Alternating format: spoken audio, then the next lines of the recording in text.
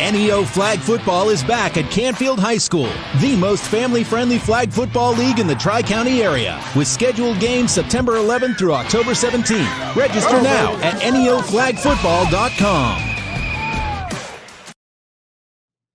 Hey, what's up, guys? Our Top 5 Tuesday list today is going to be top 5 NCAA coaches with Youngstown ties. Now, Youngstown ties, how I'm defining that is going to be coaches that either coached at Youngstown State or are from Youngstown. Were born here, grew up here, and then moved on to be a head coach somewhere in Division I college football. So I'm going to start with my favorite on this list. I'm a Buckeye. I actually attended Ohio State University when Jim Tressel got the head coaching job, and in his second year took Ohio State to the national championship game and won against arguably one of the greatest teams in college football history, the Miami Hurricanes. So Jim Tressel, for me, is my number one. Didn't grow up in Youngstown, grew up in Berea up the road, but obviously got his start as a head coach with the Penguins, and then moved on with all his success from YSU down to Ohio State. Next, I'm going to go with Bob Stoops, one of 4 Stoops brothers. Grew up, all went to Cardinal Mooney. Their dad was a legendary coach at Mooney, and all 4 of them went on to become head coaches. I'm going to talk more about the other brothers here in a minute, but Bob obviously had great success at Oklahoma, went on to win national titles and appear in so many bowl games and had so much success, and turned it over to Lincoln Riley, who has had great success since he has left the program. Next up is Bob Davey. Bob Davey became a Notre Dame head coach, later went on to, was fired, but went on to New Mexico. But, just to be hired at a school like Oklahoma or Ohio State or Notre Dame, you will have to be, you have to have a great pedigree, and you have to have put the work in. And Bob Davey had, didn't have great success at Notre Dame, but did have success. And to be at one of the top elite programs in the country is great. Next one, might not be able to see it. My bubble might be covering it up on screen a little bit, but Mark D'Antonio from Michigan State. Mark D'Antonio, I remember growing up him living, I believe he lived in Boardman, just down the road, from Tressel and I, over in the, sort of like the Cornersburg, Boardman, Canfield area over there. But Mark D'Antonio went on to have a ton of success over at Michigan State with the Spartans. He was a defensive coordinator at Youngstown State, and he led Michigan State to a college football playoff berth. Plenty of success there at Michigan State. Now, they have struggled since he's left and in his kind of last years, but he had some great moments for the Spartans over there in East Lansing. Next one, I love this picture, but Bo Pelini, Nebraska, and obviously recently at Youngstown State, was also a defensive coordinator at LSU on some of their national championship teams. In 2007, actually defeated Jim Tressel on Ohio State. But, Bo's had great success at Nebraska. I think they expected a little bit too much at Nebraska. He had great success. He was a 9 or 10 win team almost year in, year out. And since he's left, they've really struggled as a program to get to 7 or 8 wins even. So Bo Pelini makes our list here. Some honorable mentions. I think Mark Stoops at Kentucky could really excel and crack this top 5 list here for sure. He's doing a lot of great things at Kentucky, and again, in that Stoops family tree. His brother Mike Stoops, formerly at Arizona as the head coach there, but previous to that was all over. I believe he had some ties at Kansas State, obviously with his brother Bob at Oklahoma as well. So great defensive coordinator there. Pat Narduzzi having, Pitt has kind of struggled over the years, but Pat Narduzzi has brought a real strong defensive work ethic to that team. So they really are a gritty bunch. I believe Pat Narduzzi went to Ursuline High School. His father was a great coach, and he's doing great things over there at Pitt. So hopefully they can get, some more wins under the belt and gain some more success going forward. A former Youngstown State head coach, John Haycock, who is now at, I believe he's at Iowa State, and he is really thought of highly as a defensive coordinator there, was with Tressel and the Buckeyes down there in Columbus as well. He's done a lot of great things in his career. Mark Mangino, Mark Mangino is actually from Newcastle, Pennsylvania, about 20 miles down the road from Youngstown, but was on Youngstown State's staff in, I want to say it was 2013 or 2014. But Mark Mangino is about the only coach in recent history that's had any success at the University of Kansas. But he did some really great things while he was there. He had a winning record. I believe he got them as high as number 2 in the ranking. When you look at Kansas football now and what it is, and to say they were number 2 in the ranking and won some, bowl games, including some BCS bowls at the time, that's a remarkable feat. So Mark Mangino, formerly of Kansas, later would come on and be an assistant for, I believe, a year at YSU. Mark Snyder also coached under Jim Tressel here at YSU, moved on to be a defensive coach at Ohio State, and then was hired at Marshall University. He didn't have a ton of success there, but was a really, really nice coach. A few others on this list, I added Carl Pelini, who is now the Mooney head coach, but he previously was a Florida Atlantic head coach and did some great things there. DJ Durkin at Maryland was the head coach, and now, unfortunately, his time there ended not so well. But he is a really good coach, a Boardman grad, and now I think he's the defensive coordinator down at Ole Miss and doing some good things down there. So these are the ones I came up with on my list. Tell me what I missed. Again, my rules were, they had to either A, be from Youngstown, or B, had to have been the head coach at Youngstown State. So you might say there's some other names that aren't on this list, but they had to meet those 2 criteria. So, if I missed any, please drop them in the comments. Let me know.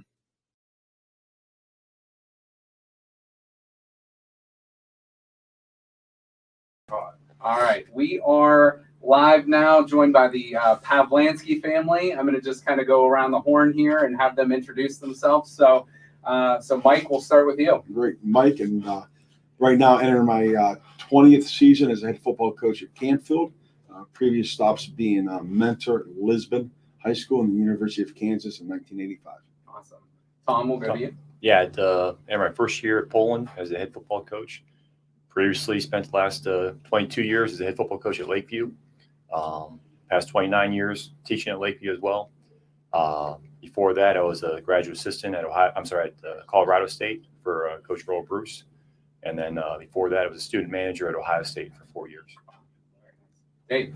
Hi, Dave Pavlansky, and I am entering my 32nd year of teaching English at Boardman High School. I started my career there as an assistant football coach under Bill Boren, who we're all rooting for to get to his 300th win or 400th, whatever it is. And I started there as an assistant football coach under Bill and as an assistant track coach, and ended my coaching career there in 2011. I was head track coach for a while, head cross-country coach for a while, and now what I'm doing is I coordinate coaching education for USA Track and Field in the Midwest. That's great. And with all due respect to all the other Pavlanskys, my favorite Pavlansky, Lauren. Your background a little bit. Yes. So I'm Lauren. I just graduated from YSU. Starting my first year of teaching at South Range High School. I'll teach math there. And I'll also be the JV girls basketball coach there as well. I coached 2 years at Canfield High School alongside my Uncle Pat and Coach Real, 2 years there with freshmen. And I coached 7th grade girls basketball at Struthers there before that as well. Fair enough. And And Pat Pavlansky, I started teaching in 86, 87 at Youngstown Ursuline, and coached girls basketball, boys tennis there. Then went to Canfield, was the assistant for John Cullen for 5 years. Lakeview High School for 3 years as the head boys coach. Back to Canfield, girls basketball coach for 19 years. Girls tennis has been in the mix for about 18 years now, I think it is. Okay. And boys tennis for the last 6. That include COVID. I teach chemistry, still love doing that. Been teaching a long time, and she's just getting in the game. And I just realized we're going to coach against each other because I coached the girls junior varsity at Canfield for Matt Reel, who took over for me in 2014-ish. So looking forward to that. Yeah. It's always been fun. You know, I had the opportunity to coach Lauren. I actually played for Davey a little bit. I've coached against you here and there, you know, not necessarily against each other. So it's been fun. And, you know, just meeting Tom today, but knowing Mike, you guys, we have a, you know, I say you guys are the royalty of high school football around here, at least in my opinion. So you guys are the Stoops family of college football. So Pat, real quick, you were telling me a little story off air about you guys in the Stoops. Could you? As a little kid growing up, I mean, my dad and Coach Stoops coached together at Mooney. And then my dad got the head coaching job at Poland. But I still remember on the weekends, we would occasionally have picnics on Detroit Avenue with the Stoops family or at Island Drive with the Pavlansky family. And in our backyard, we're pretty competitive in our backyard. But I never remember beating the Stoops family in backyard football. We did okay on the basketball court. Their driveway, I remember shooting underhand, doing okay in their driveway. Okay. But there's a long history of the Stoops and Pavlanskys together. Yeah, those are good memories. Our dads were good friends, and yeah, those are very good memories. That's great. Well, you know, before we get all into this, coordinating all 5 of you guys to get down here, and I am going to try to get Annie down here on the show at some point, whether it's on a Zoom call or in studio. Tell us what she's doing now, Tom. Yeah, Annie is entering her 4th year at Kent State.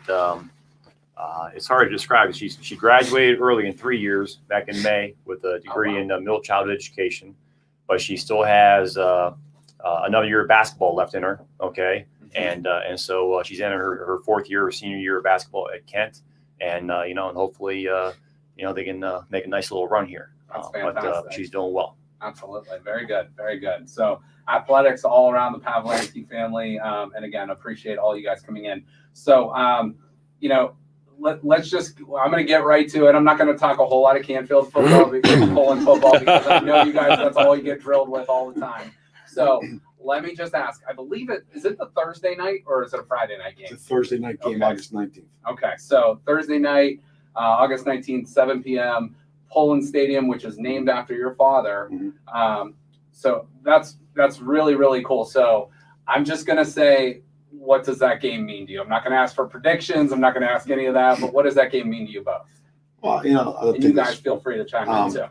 You know, from our perspective, and Tom and I have discussed this in the past, it's going to be different. Coaching against a sibling, that has never been done in our careers. But as far as the game is concerned, I truly believe it's never about a name on the field. It's never about a coach. It's always about the players and the team and the community and the schools. And that's what it's going to be about on Thursday the 19th. It's certainly going to be special for us. It's going to be special for our family, our mom especially. But it's just nice to be playing Poland again in football. Absolutely.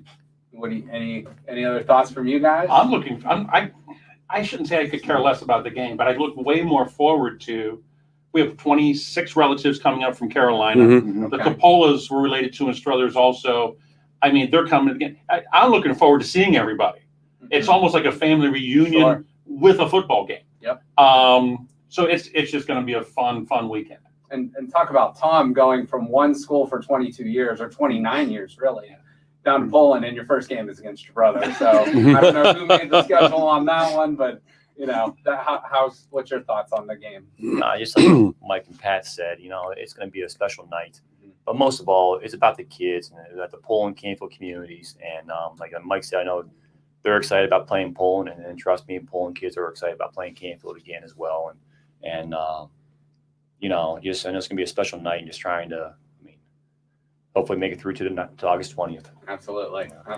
Well, good luck to you both. And, I'm sure, at the end of the day, you're brothers and, you can hug it out on the 50-yard line right after the game. So good luck to you both. I know I'll be definitely watching that game. So I'm going to ask all of you guys this as a whole, and you can just chime in as you feel. So in any sport, you guys are 2 days in. Dave, you've coached track for many, many years. Lauren, you're kind of new to the game, but you have a message too. And Pat, you've coached a ton too. What's your, no matter what sport or what it is, what's your overall message to a team before you get started in the season? Or, I know it might change based on the group of players you have or the sport you're playing, but if you had to give like a general statement of what that main goal or main mission would be, what do you guys think on that? Show up. That's a good stuff. That's it. You can't do anything without showing up. Show up, stay positive, get better every day. And our dad would say, enjoy each other's company every day. Enjoy each other's company, work hard, help each other to get better. Love it. Yeah. We were at tennis today, and tennis is a little bit different animal. On that first day, you have challenge matches, and they're important. It definitely affects what happens the rest of the season. We've had 2 days of challenges, and the one girl was struggling a little bit today, and it's her time off. Other people are playing, and I'm talking to her. She's a little bit down. I go, guys, look at this beautiful day. And I learned that from Larry Davis, who was the boys tennis coach for 37 years at Canfield. And I think you have to be a person who, besides just doing all those things that Dave just talked about, you got to be being okay with making mistakes. Everything's not going to go perfect for you. You have to learn how to come back from those mistakes and how to grind things out. And, one of our recent graduates, Timmy Cianciola, that's the best thing he does. And he's at Denison now. That's just the player he is. No matter what happens, he just keeps going and keeps going and keeps going. And I think we all love having athletes who can do that.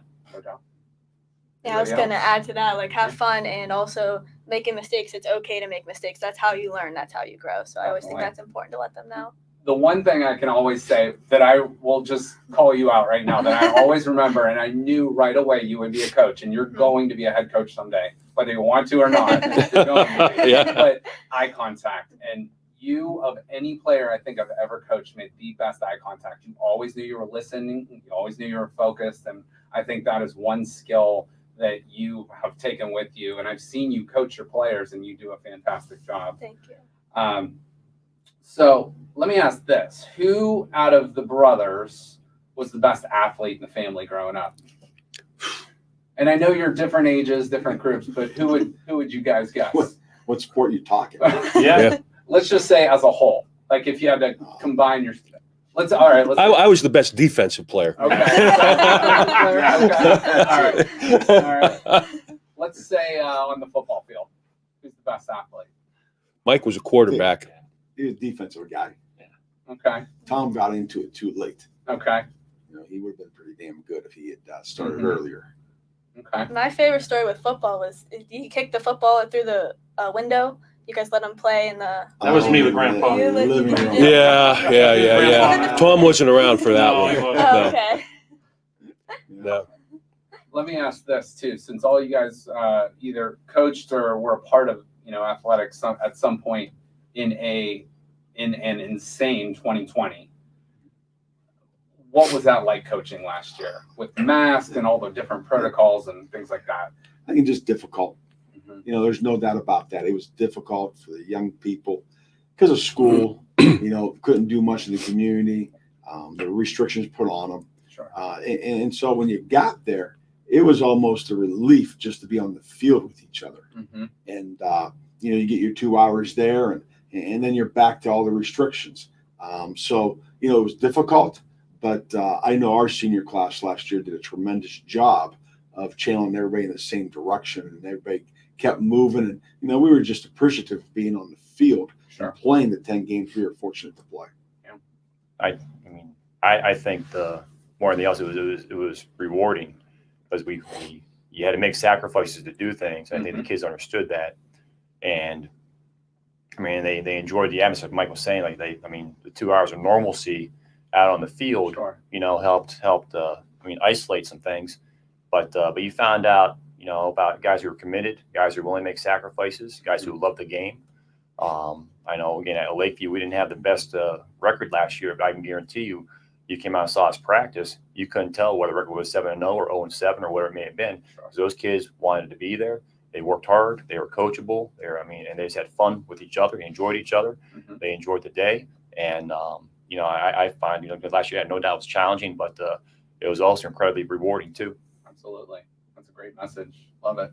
How about the invitational last year? Well, two comments I want to make. I'll talk about the invitational, but I haven't been on the field in a coaching situation for a little bit, but the teaching last year, really in a very positive way, reconnected me with how positive and resilient today's young people were. I mean, props to my freshman English classes, because they're the only people I was with every day, but they were absolutely outstanding, helping out, understanding, still working hard, still learning, and keeping a positive attitude. And I think that sometimes folks who aren't involved with youth every day lose sight of that. Sure. They were outstanding and resilient and very pleasant to be around. I was gifted to be with them last year.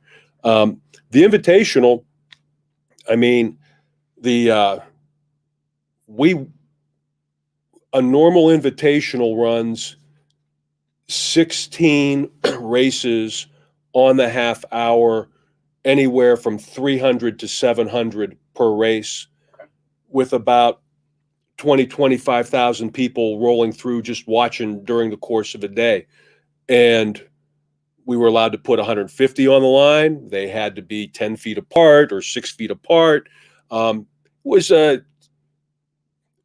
tad bit of a logistical nightmare. Felt like I was Eisenhower doing the D-Day invasion, but it worked out. And we had a lot of positive support from the cross-country community, particularly Ted Roop.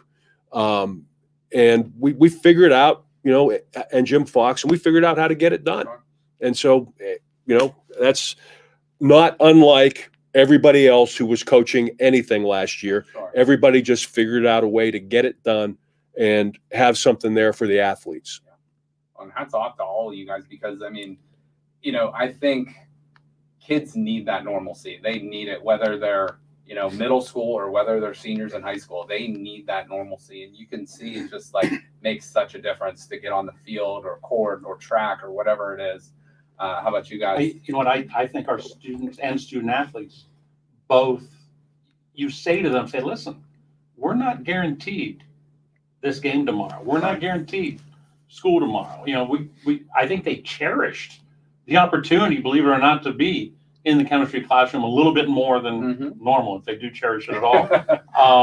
But I know our kids on the court, whether it's tennis court or basketball court, it was a newfound focus more than anything else, because they know, and last year we lost about 20 some days of practice time because we were out with COVID as a team. Sure. And it happened over Christmas break. So and we missed a bunch of games, but still had a rewarding season. And, the parents, the kids, a lot of Zoom calls, it worked out. Everybody pulled together and it worked out for us. Yeah. Had you guys ever used Zoom before in a practice setting or anything? No, when we our classrooms for USA Track and Field were, in general, I mean, they always were. We were traveling, and right before we shut things down for the 3 months previous to that, it was like they took a crystal ball and said, let's put Dave Pavlansky everywhere there's going to be a COVID hotspot. So, so I started out in Seattle, then I went to Chicago. I was in DC a couple days before it shut down. And but when we started they decided, the national office in Indianapolis decided to make it, we're going to go online and we got to figure it out. And Dave, you're in charge. And so, and I had never been on Zoom, but we rolled it out and we did okay. Okay. Very nice. So someone in Lauren's position or someone younger that maybe even someone like Annie who might, is playing basketball right now, but might go into coaching one day. based on her, genes and heritage. I'm guessing that's probably a path for her. What advice would you give to someone that's a young coach or wants to get in, whether it's basketball, whether it's football, whether it's tennis or any other sport? What advice would you guys give? Be yourself. Just be yourself. Be yourself, and from there, the knowledge of the game and everything else that will be taken care of. But most of all, you got to be yourself. You can't be a phony. You can't be somebody you're not. And most of it, be yourself. The cool thing is Lauren's been part of the girls basketball staff at Canfield. So, being able to see her grow. Oh, yeah. And, I still remember at first saying, hey, listen, I'll help you with some subs today. The first game and be there on the end of the bench and help you with some subs and maybe whisper to her, hey, might be a good time to call a timeout, might be a good time. And you just learn those things as a coach because you're wrapped up in every other thing. You forget about other stuff. And I think freshman basketball or freshman anything is a great opportunity to see if you really want to be a head coach, because you are the head coach of the freshman team. Right. And it's a wonderful opportunity. And then, she's going to do great at South Range. And you're dead on, Justin, what I've been thinking. I've already told her this. I said, you're going to be a head coach someday. Yeah. Before you even think you're going to be a head coach, you're going to be, and you're going to be a good head coach. And I think, the best advice I can give her, besides what Tommy said, absolutely be yourself, but just, you can't be afraid of making mistakes, because we're going to make mistakes, as a coach. And you just got to learn from them and move on, just like the kids have to. So, probably be it. I think great advice there. And the thing I throw on top of that is be organized. Okay, have a plan for every day, and know what ball game one looks like. What's the date, and what's ball game one look like, and then backtrack from there. What you need your team to be have in at that point in time for ball game one, not for ball game 10 or 20 or whatever it may be, 22. But be organized, and if you're organized, things just go a little bit smoother than wasting time and standing around, and now a 2-hour practice turns into a 3-hour practice. And, just you got to be yourself. Everything you're talking about, I think, is tremendous. Throwing on top of that, just be an organized coach, whether it be a position coach, assistant coach. What's my responsibilities today? Be organized, and then get the most out of your kids you can. Love it. I'd say keep growing as a coach. Be a student of the game all the time. If you're going to have a 30-year career, each year should be different and better. It shouldn't be the first year over and over and over again. Learn from as many other coaches as you can, and just always be a student of the game, and everything that everybody else has said. There isn't just one thing that's the best piece of advice. I talked to a local coach. I don't want to say his name, but he's been in it for about 25 years. And he said, I haven't coached 25 years. I've coached 1 year, 25 different times, because he said it's a different group of kids. It's a different group of athletes, parents, whatever it might be. And I think everything you guys are saying is spot on. And this again, any sport, what has changed the most? I'll tell you what, we'll start with football. So from when you guys broke into coaching, what has changed the most from then until now? Certainly the technology. Okay. The unbelievable technology we have. Back when I broke into coaching, if you want, like Dave says, learn, you've got to learn. How do you learn? You go listen to people speak, you read books. Okay. That's the way it was back in the 80s and 90s. Now I can get home from this interview and sit down and pull up a clinic that happened out in California a week ago. Or if there's a clinic tonight, I can watch it live if I needed to. The technology has just exploded and made coaching, the availability of information to you, just right at your hands. And if you're not listening to people talk and give clinics and trying to learn that way, you're just not trying hard enough, because it's right there at your disposal. Okay. Tom? You can. Well, Mike said obviously technology is a significant part of the transition of the game, but also, the game's never been safer. The game has not ever been safer, equipment-wise, coaching-wise, skill development-wise, blocking and tackling-wise. USA Football has done a great job, teaching, keeping your head out of tackling. But again, the thing is, the game's never been safer, and I don't think it's never been better. That's a great point. I wouldn't have thought about that. You know, let me jump on top of Michael's technology. Something happened today at tennis. Mm-hmm. I've got a young freshman player. She's a lefty. Her footwork when she serves is exactly like John McEnroe. She doesn't know who John McEnroe is.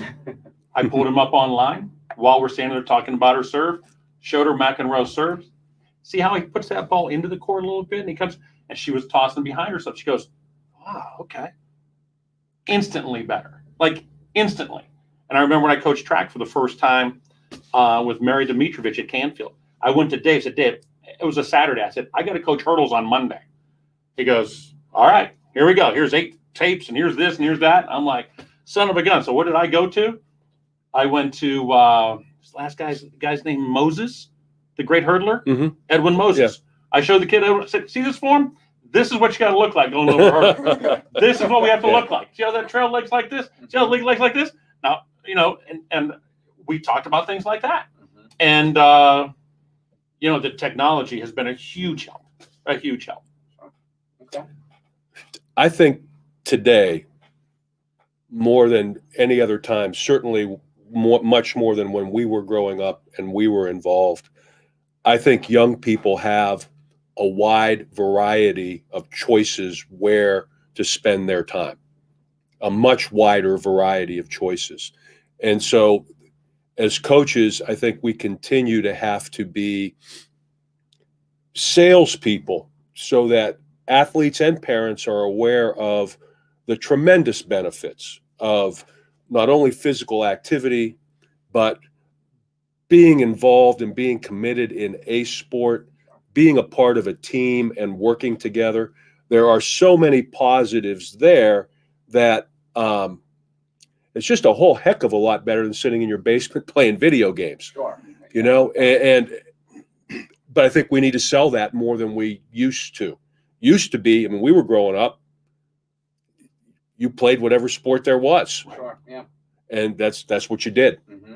And you just, like you said, you played with the Stoops kids growing up, and that led to your high school team, which led to, you know, ended up playing and coaching. So I'm gonna go back to you two now for a second, since you guys have the probably the most routine type thing coming up with the game coming up in a few weeks here. So could you take us through, I want to say a typical Friday night, but I guess it's going to be a Thursday night. Could you take us through a typical Friday night or game night and what that looks like for you guys? You don't have to give any of your secrets away or anything, but, you know. You go first? Oh, yeah. Absolutely. You're younger. I think everybody's creatures of habits, you know, and it certainly isn't. It's probably not the best way to go about things, or I have no proof. I mean, it's just you do what feels right. Mm-hmm. But we have a routine where you know, locker room will open up probably like around, if it's a 7:00 kickoff, we'll open the locker room for a home game around 4:30, 4:15 maybe. I mean, I know a lot of the coaches probably will be there around 3, you know, if not earlier.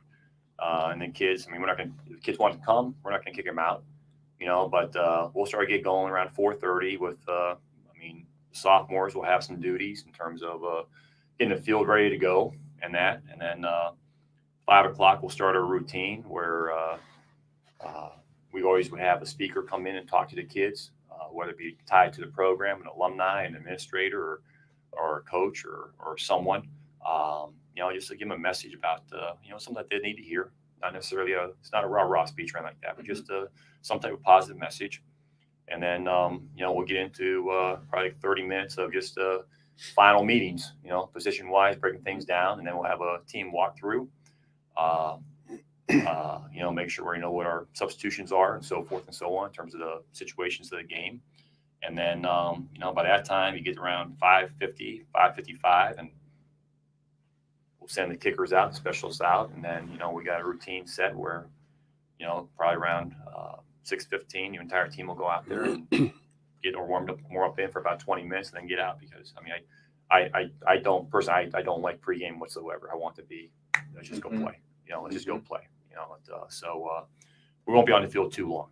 All right, and it just depends on when the coin toss is and everything else, and but that's pretty much what we would do. So in all of that, when are you going to paint Michael's locker room pink? Yeah, I know. Yeah, that's what I think Tom said we're just all creatures of habit. And, that's the one thing we want our kids to feel comfortable with. Mm-hmm. If it's a home game for us, okay, we're going to have our team meeting probably about 4:45 or so, and then allow them to get dressed in what we call their shells. And at 5:25, we're going to start our position meetings. So if it's an away game, okay, we're going to get there 15, 20 minutes before we start position meetings. So we'll arrive somewhere at 5:10 or 5:05. So our guys know at 5:25, position meetings have started, and mentally they know in an hour and 35 minutes, it's kickoff time. And you go through your position meetings, and then they get 10 minutes to fully dress if they're going to be on the field for special teams. And then everybody else will have 20 minutes before they have to be on the field. And like Tom says, it just, we're not out there too long, just enough to break a sweat and, run around a little bit and back in right around 6:40. You want to talk about the slowest 20 minutes of any Friday night? Sure. It's 6:40 to 7 o'clock. You guys still get butterflies? Oh, absolutely. Yeah. Absolutely. And, we'll just have, last minute team meeting right around 6:55 and head on onto the field and see what happens at 7. I know there's some local coaches that watch the show and so might be at home taking some notes right now. So that's good stuff, though. That's good, especially, I only played 1 year of football, and I know some. Did I drive you out of it? No, I was more of a baseball player. No, I had fun the year I played. But it's cool to hear some of the, because football is probably my favorite sport to watch, not necessarily maybe play, but, it's really cool to hear that routine, because I would think as a player, I would be so amped before a game that I would just be going so stir crazy. So it's cool to hear that routine, and that probably gives them a little bit of, like calm their nerves beforehand. It's just like a routinized warm up in track and field. I think that what pregame routines do is they can serve as kind of a Linus Peanuts security blanket, so that you can take that routine and play at Poland High School, or you could take that routine and play in the Horseshoe for a state championship. And the routine is the routine is the routine. And it's something that they can grab onto. That's great. Let me ask just one more question about the game atmosphere compared to last year to what you've experienced in the previous. Did you feel like you needed to motivate your players more because there was no fans besides maybe a couple parents in the stands, or did that change any, whether it's, I know there's probably not a ton of people at a tennis match, but girls basketball, you get a decent crowd at Canfield, and, in the stands for football, there's thousands of people out there. So what was that like last year compared to, did you do anything different, or? We didn't. Obviously, there's family in the stands, but ultimately, like we tell our kids and try and preach to them, if you really sincerely love the sport, you play with nobody in the stands. Yep. You just want to compete. Yep. If you're a competitor, you just want to go compete against another team to see how good you are. And that doesn't mean you're winning every game. Winning every game doesn't define a successful season. Exactly. Okay. How much better did you get from beginning to end? And last year, there was no doubt with the limited number of fans, your buddies aren't there. Okay. The bands aren't there from when you're on a away game, things such as that. Do you just like to compete? And we found out last year, our guys, that crew we had last year, liked to compete. Okay. Very good. Anybody else on that one? Okay. I think Xander Schauffele, who just won the gold medal for the U.S., he said the same thing. He goes, I don't play to get medals or trophies or money. He goes, don't get me wrong, those things are great. He goes, but I play because I love to compete and see how good I can be against the best. And I think kids at every level they're at, if you're going to have a successful team, they're going to love to compete. Love it. Let me ask this. I don't ever like to ask this of a coach of players you have coached personally, but who is the best player or athlete you've ever played or coached against? I'm not afraid to say who I coached. In fact, I talked about her today. I'm coaching the girls' tennis, and Will Klusnick pulls by with his son. You may not know the name Will Klusnick. He's new head coach at South Range, I think, the boys' coach. His twin sister, Emily, the best athlete I've ever coached. Quick story about Emily. She was on both teams in the state basketball tournament, Final 2 and Final 4 for Bill Wolf back in 90, 91. They went back-to-back years. Then she played tennis for me as a sophomore, losing the state finals doubles with her partner, Jenny Bender. Obviously a really good player. She was a national caliber swimmer. So if you're talking athlete, that's doing it in all different kinds of sports. Mm-hmm. But let's take it one step further. Her junior year, they come back, and they're one of the favorites to win the state tournament. She blows her rotator cuff in her right shoulder. Can't serve overhand. Serves underhand every match. We make it to the state final 16.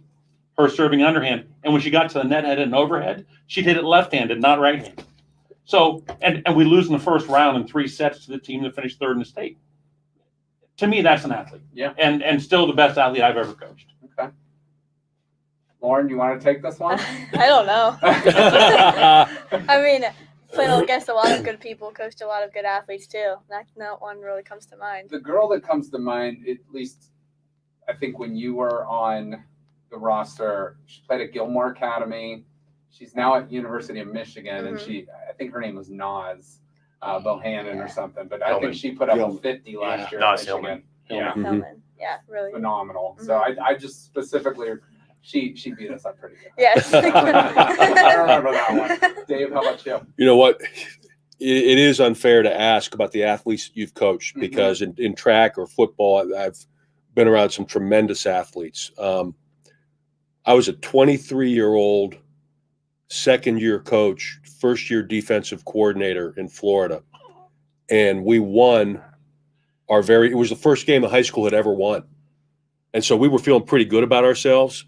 And the next game, we played North Fort Myers High School, and a young man named Deion Sanders was their quarterback. And so that didn't go real well for a defensive coordinator. But yeah, Deion Sanders, and you're making me think now, coached 2 years in a row against Thurman Thomas. Wow. And while coaching at Boardman, I mean, we played against some tremendous folks. Andy Katzenmoyer comes to mind. Tom, how about you? Boy, that's a tough one. And, Most beat Deion Sanders. Yeah, that's when we competed against Lynn Bowden in 13 and 14 when he was at Liberty. Okay, but even before that, L.J. Scott from Hubbard, who went on to play Michigan State, was at tailback. Those two guys were something else. But the best athlete overall might be Bradley Fletcher, who played at Liberty. He was a football, basketball guy. He played like 8 years in the NFL as a corner. Just pure athleticism. I know he also ran track. Was a state track athlete. Okay. He might have been the best one that we've ever competed against. Okay. Tough. You're in the game for 35 plus years, whatever it's been, and there's just so many great athletes you play against. When you ask the question, immediately my mind went back to when I was at Mentor High School, and we were playing against Canton McKinley, and on the other side of the ball there for a couple of years was a Mike Doss, Kenny Peterson, the fullback that was tremendous, Jamar Martin. Yep, yeah, tremendous. I mean, and that was all one team. Yeah, and those guys, obviously went on and had great collegiate and professional careers, and but that's certainly not to slight anybody else, because we played against the Ignatiuses, and you're down here and we competed against the Hubbard teams and when we were in the league and things like that. So there's just so many. Last year in the playoffs, you guys. Michael Hall. Michael Hall was another one. Yeah, absolutely. And defensive lineman who's going to go to Ohio State this year for Ohio State. So. So it just so many different guys. To single out one's difficult. Exactly. I mean, we could make a Hall of Fame team of guys we competed. What about the Brookfield team? 78. 78 that we played against. Marcus Merrick, Darwin Almer, Johnny Lott. Is it Johnny Lott? Yeah, because American had been the captain of Ohio State, and Lott was the captain of Michigan team. And Ulmer was a starter at Arizona State to lose me out. Arizona, one of the two. State, right? Yeah. They had a tight end that went to West Virginia. That was all one team. And the year before it was Pritz, went to Penn State. Penn State to play linebacker. So, Okay. some great guys. All right. Well, I'm going to vote Deion Sanders. Still. Winner. But those are still some amazing. You're going to select the girls again. I know. Those are some amazing names, though. Let me ask this of all of you. This might make you think more than that last question. And if you weren't a coach/teacher, you would be blank. In trouble. That's a great answer. Probably true. Yeah. I like that I one. probably wouldn't be anywhere. Yeah. Okay. Any other professions? Coach Simonson always said I'd be a good lawyer because I had the gift of gab, and I'm trying to keep it under control today, but it's not. It's never under control. Maybe a lawyer. Okay. I was in school for accounting for a year, so probably accounting. Okay. Accountant. I have been teaching and coaching so long, I You can't think. of can't anything even else. fathom anything else. Okay. How about you, Tom? I'm with my older brother there. Yeah. I don't know what else. You know what? You Yeah. guys are so patient, and you're so, you're just so eloquent speaking, and hey, you kind of looked at me funny on that one, but I I did. think so. You guys just portray such a positivity that all of our athletes need today, whether it's girls, boys, young, old, whatever it is. I think that's phenomenal, and I think everything you guys are doing is just so great. Thank you. Let me ask you just a few more questions. We're going to wrap up here in about 5 minutes. But what, Tom, especially for you, because were you the high school president of an organization last year? Yeah, I was the president of the Ohio High School Football Coaches Association. So let me ask you guys, you and your brother on this one. I believe the high school playoffs are expanding this year. And I know that's been an issue of contention with a lot of coaches. Just, I guess, real quick thoughts on that. That's I know loaded question. We back in January of 2020, before the pandemic hit, we made a proposal to the OHSAA to expand the playoffs to 12 teams. This was done after probably like a 2-year study by our members, by our association directors and that. And they put together a plan that again, the association felt was worthwhile to go forward with and propose it to the OHSAA, who are decision makers. And we proposed it, they accepted it. And, and then the pandemic hit. And, and that obviously last year we were just trying to play the game of football. And I don't think anybody can find anything wrong with what the OHSA did last year for the most part in terms of just trying to get the game played and getting kids involved and giving everybody an opportunity to go play the game, play as long as they can, with the playoff format, letting everybody in. And then this past spring, obviously they unilaterally made a decision to go to 16 teams without consulting anyone. And, that was disappointing. Mm-hmm. I can't stress that enough.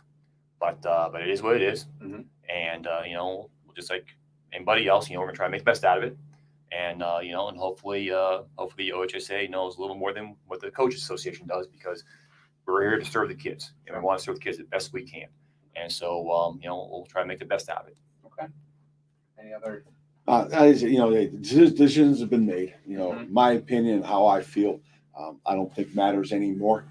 Like Tom's mentioned, we're going to make the best decisions that we can and see where we're at week 10 and where we're slotted and if it's worthwhile to go on or not. And, I would hope that at the end of the year of doing this, that the association will sit down and sincerely study the 16-team expansion.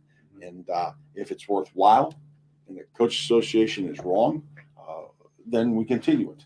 If it's not worthwhile and we were correct in our studies and our findings of having a 12 team, that they would reverse course. Okay. All right. Let me ask all of you guys this.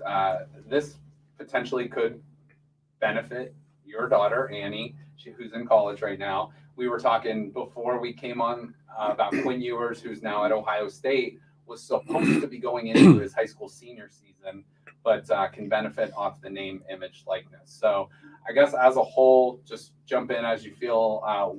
What's your overall thoughts on, do you agree with it? Do you like it? Do you dislike it? Just your overall thoughts. Whoever wants to take it. I don't know. How do you say no to a young man that has an ability to make $500,000?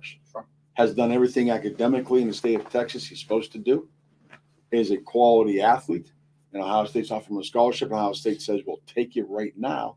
How do you deny that to them? It's certainly not what history is. It's certainly not what tradition has been. But, somebody had said this one time in the clinic I was at, hey, the only constant change we ever have is change. It's not always going to be. Dave and I were talking about how doubles used to look like back in the 80s and 90s, and totally different today. So, hey, if this is what it's going to be, then seniors in high school know, hey, if I'm of that ability, I've got to graduate, and I got the ability to go make a lot more money than I would if I'd stayed as a senior in high school, and go compete. I don't know if you can, take that away from them. Dave, I saw you shaking your head a little bit. Well, I think that, and I agree with everything that Mike said. I think there have to be allowances made for collegiate athletes to make some money. One of the things I think that puts people in the seats and that puts people in the stands is the idea that, there is some general parity. Every now and then a MAC school is going to beat a Big Ten school. Every now and then Appalachian State's going to go to Michigan and beat them. I think that this new realm that we're entering is going to make that a lot less likely. And that the folks with a whole lot of money and big branding are going to get. They're the ones that are going to. Those programs are going to be the ones that are going to benefit. I think possibly to the detriment of the others. And I just I don't like to see that happen. I don't know that I have an answer for it, but that's my take. No, that's a great point. I don't know the answer either, but I was blessed to go to Notre Dame back in the early 80s. Ray Carter was from Youngstown, Ursuline. He played football. And he got hurt quite a few different times, but he went through everything. And all the guys who were in the dorm with me, Pat Ballage and Tim Brown and those guys, I was like, you guys need to be paid. It'd be a Saturday night or a Wednesday night, whatever it was. We'd have the pizza oven in the basement. They're making pizzas, $5 for a pizza. You go downstairs and get a pizza. Those guys didn't have money. Back then, there weren't like stipends for them. If there were, they were using it on that. They didn't have money for pizza. They couldn't get a job. I think it's just fine, this NIL. And I think it's like everything else. We'll figure it out. Yeah. I'm not in agreement with the 16 teams either, but we're going to figure it out. I didn't want to wear a mask on the plane the other day when I was in San Antonio. But, I'm vaccinated. I'm like, come on, but we figure it out and we do what we have to do. But I think it's far past time that those people get compensated. I just really do. I think there's enough small towns with schools, and that's the only thing that's there, that it won't just be the Ohio States and the Alabamas. They're going to get their players anyway, and they're still only allowed 85 or whatever. But I think some of the other schools are going to really get more kids because, oh, wait a minute, that guy's going to Ohio State already. He's going to get all the money. If I go to Nebraska, I'm going to get that money. I think there's a good chance of that happening too. How it's going to play out, I'm not sure, but I think that's a possibility. Okay. All right. Very good. Very good. Dave, one thing I wanted to ask you before we leave here too. Obviously, Olympics going on right now. Track and field, it's just kind of hitting stride right now. Do you watch that more intently, or have you worked with any of those athletes before? Or No, I haven't worked with any of those athletes. I've worked with folks who have coached those athletes. Sure. Back in 2012, I was able to spend a week at the Olympic Training Center, which is a tremendously humbling experience. But yeah, I get on my USA Track and Field app every morning and I check results. You know, it seems like among all sports, not just track and field, athletes are competing hard, having a good time. Seems to be a really good Olympics. And so that's that. Yeah. No, that's great. That's great. Well, I can't thank all you guys enough for coming down. So let's remind people real quick, August 19th, 7 p.m., Dave Pavlansky Field. That's going to be an exciting game. Best of luck to both of you on your seasons. Good luck with the Invitational. Good luck with South Range Lady Hoops. Good luck with Canfield tennis and hoops coming up. And wish you guys all the best. And thanks to the Pavlansky family for joining us. Thank you, Justin. Thank you. Thank you. Thank you for listening to this show on Youngstown Studio. If you like our programming, we invite you to subscribe to our YouTube channel, follow our Facebook page, or subscribe to your favorite podcast platform like iTunes or Spotify. This is original Youngstown content, and we would appreciate you sharing the videos and the word about us.